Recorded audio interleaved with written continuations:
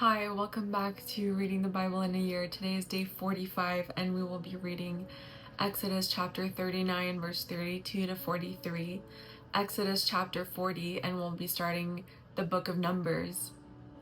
And we'll be reading Numbers chapter 9, verse 15 to 23. Exodus chapter 39, verse 32. So all the work for the tabernacle, the tent of meeting, was finished. The Israelites did everything just as the Lord had commanded Moses. They brought the tabernacle to Moses, the tent with all its furnishings, its clasps, its supports, its crossbars, and its pillars and bases, the covering of ram skins dyed red, and the covering of fine leather, the curtain for the screen, the ark of the testimony with its poles, and the mercy seat, the table, all its utensils, and the bread of the presence, the pure gold lampstand with its lamps arranged, and all its utensils, as well as the oil for the light, the gold altar, the anointing oil, the fragrant incense, the screen for the entrance to the tent, the bronze altar with its bronze grate, its poles, and all its utensils, the basin with its stand, the hangings of the courtyard, its posts and bases, the screen for the gate of the courtyard, its ropes and tent pegs, and all the furnishings for the service of the tabernacle, the tent of meeting, and the specially woven garments for ministering in the sanctuary, the holy garments for the priest Aaron, and the garments for his sons to serve as priests. The Israelites had done all the work according to everything the Lord had commanded Moses. Moses inspected all the work they had accomplished. They had done just as the Lord commanded. Then Moses blessed them. Exodus chapter 40, setting up the tabernacle. The Lord spoke to Moses, "You are to set up the tabernacle, the tent of meeting, on the first day of the month. Put the ark of the testimony there and screen off the ark with the curtain. Then bring in the table and lay out its arrangement. Also bring in the lampstand and set up its lamps. Place the gold altar for incense in front of the ark of the testimony.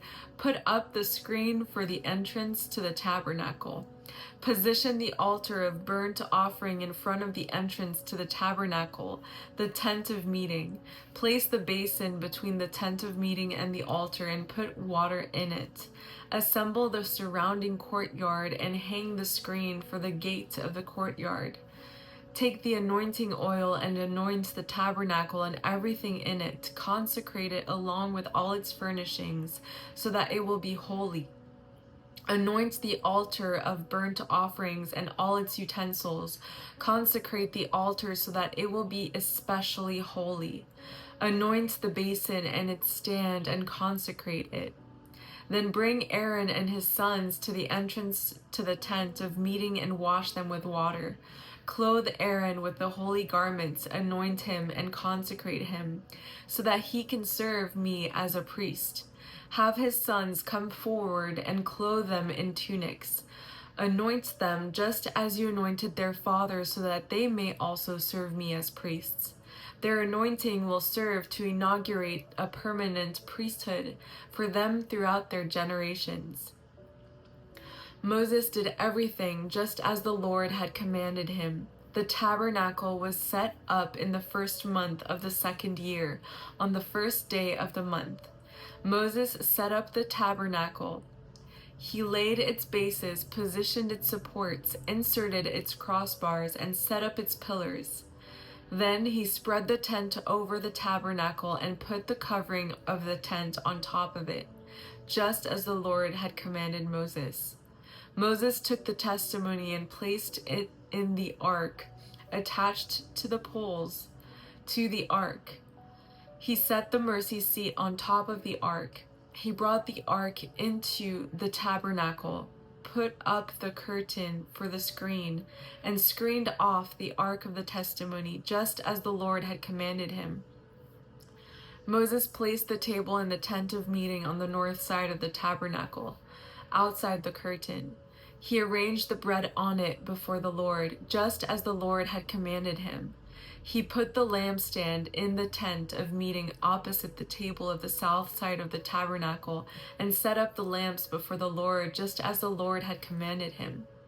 Moses installed the gold altar in the tent of meeting in front of the curtain, and burned fragrant incense on it, just as the Lord had commanded him. He put up the screen at the entrance to the tabernacle. He placed the altar of burnt offering at the entrance to the tabernacle, the tent of meeting, and offered the burnt offering and the grain offering on it, just as the Lord had commanded him. He set the basin between the tent of meeting and the altar and put water in it for washing. Moses, Aaron, and his sons washed their hands and feet from it.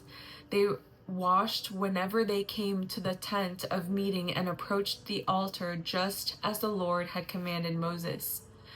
Next, Moses set up the surrounding courtyard for the tabernacle and the altar and hung a screen for the gate of the courtyard. So Moses finished the work. The Lord's glory. The cloud covered the tent of meeting, and the glory of the Lord filled the tabernacle. Moses was unable to enter the tent because of meeting because the cloud rested on it, and the glory of the Lord filled the tabernacle. The Israelites set out whenever the cloud was taken up from the tabernacle throughout all the stages of their journey. If the cloud was not taken up, they did not set out until the day it was taken up.